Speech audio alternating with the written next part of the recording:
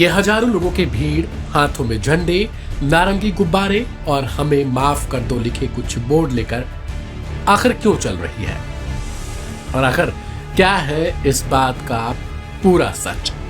Israeli national highway पर आज कुछ यही नजारा ही था।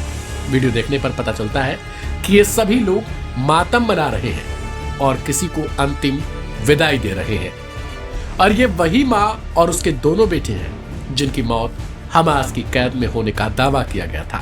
हालांकि हमास इस बात से इनकार करते हुए कहता रहा कि इनकी मौत इजरायली बमबारी में हो चुकी थी। इजरायल में 7 अक्टूबर 2023 के हमले के बाद से हमास के साथ युद्ध शुरू हो गया था, जिसमें हजारों लोगों को अपनी जान गंवानी पड़ी और लाखों लोगों को शहर छोड़ना पड़ा था। इनमें बच्चे, महिलाएं और बुजुर्ग थे। इसी दौरान हमास ने बहुतायत संख्या में इजरायलियों को बंधक बना लिया। शिरी विवास को लगभग 500 दिन पहले हमास ने बंधक बनाया।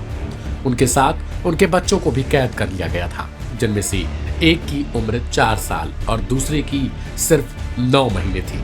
इसके कुछ समय बाद ही शिरी और उनके दोनों बच्चों के मरने की खबर आ गई। इस खबर के कारण इजराइल और हमास के बीच काफी युद्ध विकराल और भयंकर हो गया। इस पर इजराइल ने आरोप लगाते हुए कहा कि हमास ने बेरहमी से शिरी और उनके दोनों मासूम बच्चों की हत्या कर दी। दूसरी ओर हमास ने इन हत्याओं के लिए इजराइल को ही दोषी करार दिया। इजराइल और हमास के बीच सीज फायर होने के बाद ही शव को हमास ने सौंपा, जिसमें इजराइल ने यह पाया कि शिरी विवास का शव उसका नहीं था। बाद में हमास ने माना कि हाँ, उससे गलती हुई और फिर सही डेड बॉडी को सौंपा गया। गौरतलब है कि गाजा में बमबारी के दौरान 7 अक्टूबर 2023 को यार्डन विवास, उनकी पत्नी शिरी विवास और दोनों मासूम बच्चों एरियल और केफीर का अपहरण कर लिया गया था। इसके कुछ ही दिन बाद यार्डन को हमास ने उनकी पत्नी शिरी और दोनों बच्चों से अलग कर दिया। सीज फायर डील के बाद यार्डन को जिंदा सौंपा गया, जबकि उनकी पत्नी और बच्चों का शव ही मिला।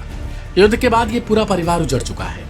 अब उनकी पत्नी और दोनों बच्चों को गाजा के पास किबुत्ज नीर ओज के पास वहीं दफनाया जाएगा जहां वे सालों पहले रहा करते थे। वहीं अंतिम संस्कार के लिए जैसे ही ताबूत मध्य इजराइल से कब्रिस्तान तक 100 किलोमीटर यानी 60 मील के रास्ते पर पहुंचा, लोग जहां तक नजर डाला जा रहा था वहां तक दिखाई पड़ रहे थे, और ये लोग सड़कों के एक किनारे लाइन में कतारबद्ध खड़े हुए थे और एक दूसरे को गले लगाकर मातम मना रहे थे। गौरतलब है कि इजराइल में लोग मौत के तांडव के लिए जहां हमास को दोषी मानते हैं, तो इसके लिए पीएम नेतन्याहू को जिम्मेदार ठहराने वालों की संख्या भी कम नहीं है।